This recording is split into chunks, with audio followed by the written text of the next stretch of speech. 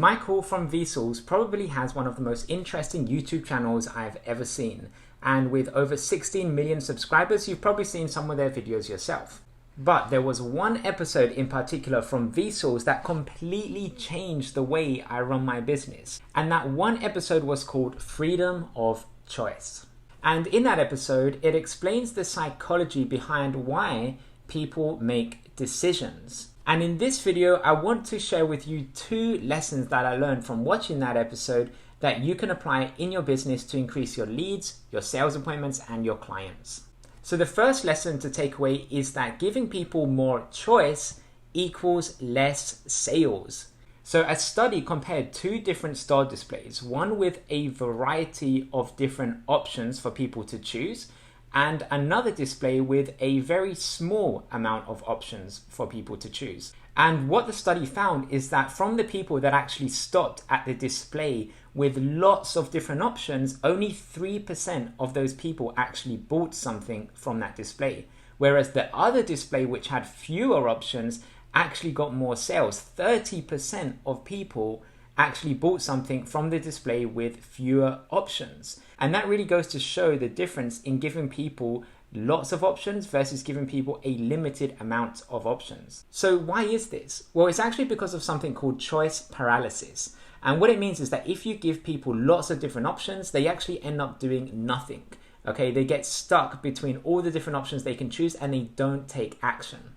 So what does this actually mean for your business? Well, what it means is that if you offer people multiple different options to choose from, such as, let's say you have different packages on your website or different packages that your customers or potential customers can choose from, giving people a lot of different options can actually get them to not take action. So the solution is to offer your potential clients and customers less options. Okay, don't give people a massive variety of different options to choose from.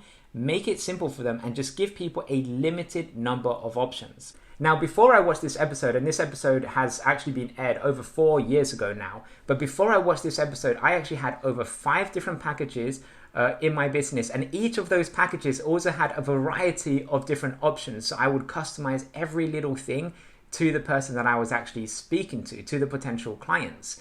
And even though, again, in theory, that might sound good because you're giving people all these wide variety of options to choose from, as soon as I switched from having 5 packages with multiple different options to just having 2 packages, and that's pretty much it for everyone that I speak to, we have either an option where we train you and show you how to do everything yourself to get predictable leads and appointments each month, or an option where we do everything for you. And they're the 2 options. You can either learn how to do it yourself or we get everything done for you.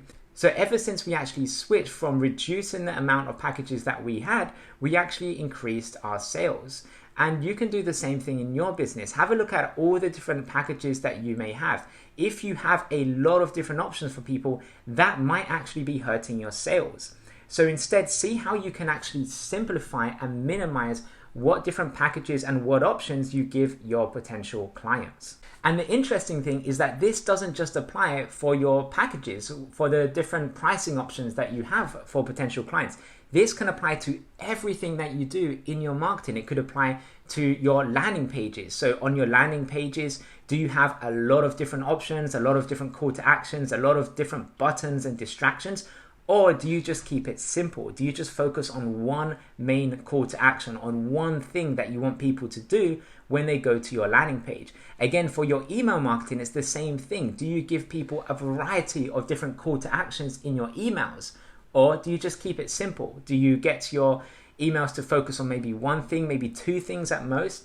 And in your emails that you send out to potential clients through your email marketing, do you have one call to action or lots of different call to actions? So again, you just want to keep everything simple. And then finally, this even works in your ads. If you're running maybe Facebook ads, for example, do you have lots of different things that you talk about in your Facebook ads? Or do you just keep it simple and focus on one big painful problem that you solve for your potential clients? So again, if you just minimize what you actually focus on and minimize the options that your potential clients have and just focus on one thing in everything that you do in your marketing, that can actually increase your sales. And it's not just this video, this episode that talks about this one study. There's been plenty of studies about this that have found the same thing. So if you go to Google and search for choice paralysis, you'll see that there are a lot of different studies that have found the same thing. Giving people lots of different options can actually hinder them from taking any action. So give people less options so that will increase the chances they actually take action and do what it is that you want them to do. Now, as surprising as that might sound, the second lesson that I took away from this episode of Vsauce was even more surprising. And I was shocked when I really saw this for the first time. And the second lesson that I found from this episode was that people are happier if you make the choice for them. Okay, so just think about that for a second. People are happier if you make the choice for them. So I was very surprised to hear this one. So what they did is, in this episode, they conducted another experiment. And they had two different groups of people. And in one group of people, they were given the option to go on a game show and answer some questions. But before they actually answered the questions, they could choose between having a relaxing herbal tea or having a black tea that would give them energy. So they really had to choose between two different teas, one that would relax them so they wouldn't be as nervous, or one that would actually give them energy.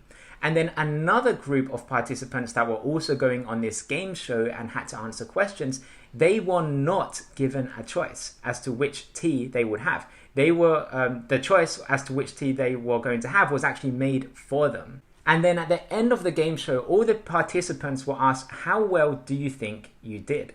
And what was interesting is that those that had a choice, those that could actually decide what type of tea they wanted, they all thought that they did badly. And this is regardless of how well they actually did when they answered the questions. They thought they did badly because they thought, oh, maybe I made the wrong decision. Maybe I should have got the other tea. Maybe I should have got the tea that gives me energy. Or maybe I should have got the tea that would have relaxed me. Maybe if I would have made that other choice, I would have actually performed better. So those that were given a choice actually thought that they made the wrong decision. So they weren't happy about their decision. Whereas those that weren't given a choice, those that the choice was actually made for them, they all thought that they had done well on the game show. So why is this? Why does this actually happen? Well, sometimes the pressure to make a decision can cause someone to actually regret that decision that they made.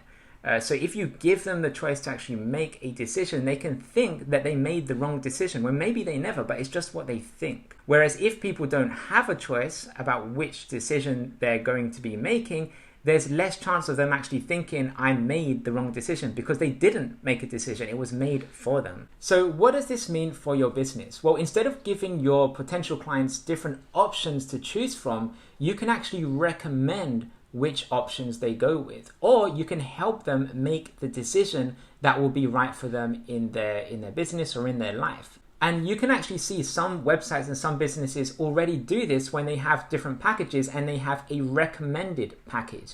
That recommended package is so that people feel good about their decision. And you can even see this not just on online business, but even in restaurants on their menus. There's always different items that are recommended so that people can feel good about making a decision when they order something at that restaurant.